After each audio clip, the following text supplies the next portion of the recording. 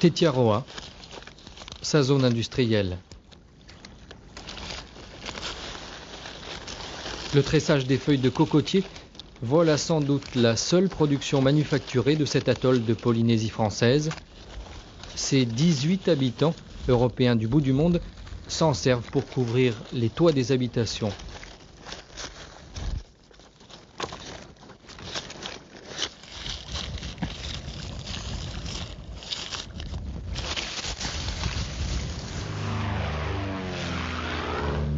Tetiaroa, dans l'archipel de la Société, à 45 km de Tahiti.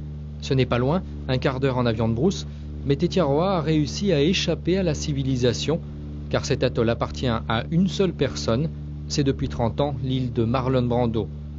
Écologiste avant l'heure, l'acteur américain a empêché toute construction, il en a fait un sanctuaire de la nature. Tetiaroa est aujourd'hui la principale réserve naturelle d'oiseaux de Polynésie française.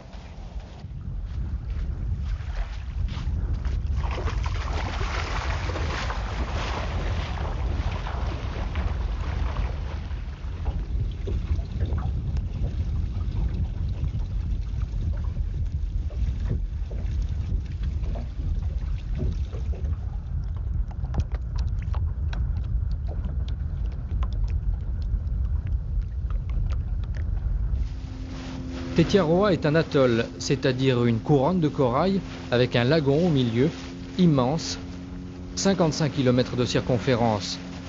Les 12 îlots, les motus disent les Polynésiens, sont pratiquement tels que les avaient trouvés Cook et Bougainville il y a 200 ans.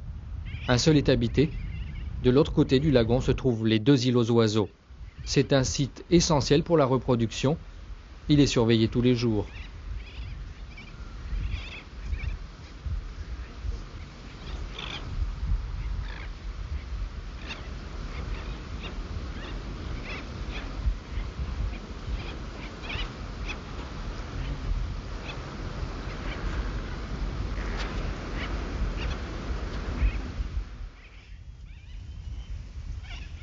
Pierre Ossiou, le directeur de la réserve de Tetiaroa. L'île aux oiseaux, c'est privé, on n'est pas aidé aussi bien par le territoire. Si on ne la protège pas, d'ici 2 ans, on n'aura plus de, peut-être de 2 à 5 ans, on n'aura plus d'oiseaux. C'est qu'il y a trop de gens de l'extérieur qui viennent sur l'île aux oiseaux. Et si on ne les contrôle pas, c'est foutu.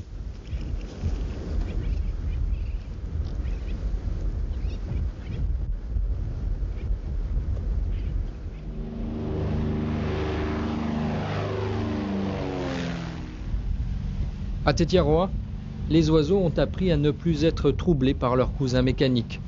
L'avion est indispensable à l'approvisionnement. Marlon Brando s'est donc résolu à ouvrir une piste dans la cocoterie, car il n'y a pas de passe dans le récif pour permettre l'entrée des bateaux qui font la tournée des îles. C'est aussi cela, il est vrai, qui a protégé l'atoll.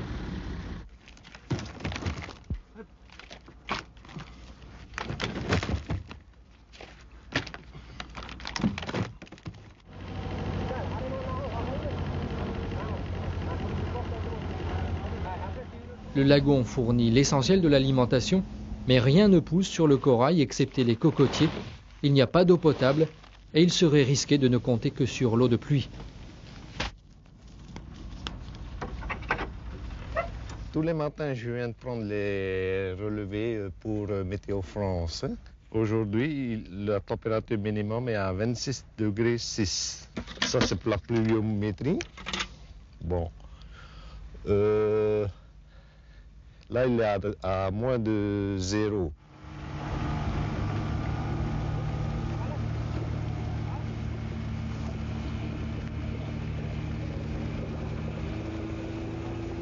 La protection de l'environnement à Tetiaroa bénéficie en premier lieu au lagon. C'est de loin le plus préservé et le plus riche de l'archipel de la Société. Dans ce garde-manger naturel, la pêche a lieu 2 fois par jour à tour de rôle pour nourrir l'équipe du site et la poignée de visiteurs quotidiens de l'île aux oiseaux. Car pour équilibrer financièrement l'entretien de l'atoll, de ses cocoteries, la protection de la réserve, Tetiaroa reçoit un peu plus de 3000 visiteurs par an.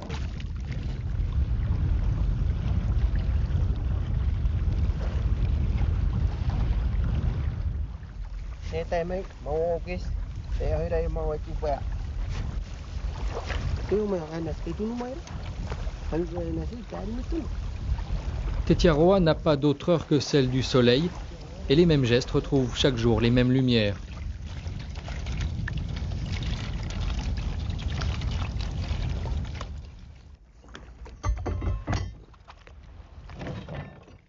Mataï, qui veille sur les oiseaux, vérifie que rien ne perturbe leur quiétude du soir. C'est les ailes aussi. Surtout pour les oiseaux. Il y a des crabes qu'on appelle en Tahiti en tupa. Mais ils bouffent des petits oiseaux, des œufs. Mais sur cette île, il n'y a pas d'eau et il n'y a pas de crabes. C'est pour ça qu'ils sont tous là. On ne peut pas toucher l'oiseau, on ne peut pas toucher les œufs. Parce que l'oiseau, ils sont. Si tu touches un petit oiseau, ils sent l'odeur des humaines, des gens. Et ils incluent à donner à manger pour le petit.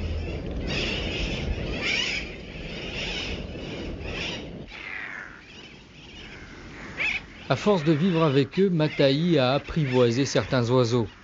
Les frégates savent qu'elles peuvent descendre le soir, cueillir dans la main les poissons qui sont en trop ou pêcher par jeu pour elles.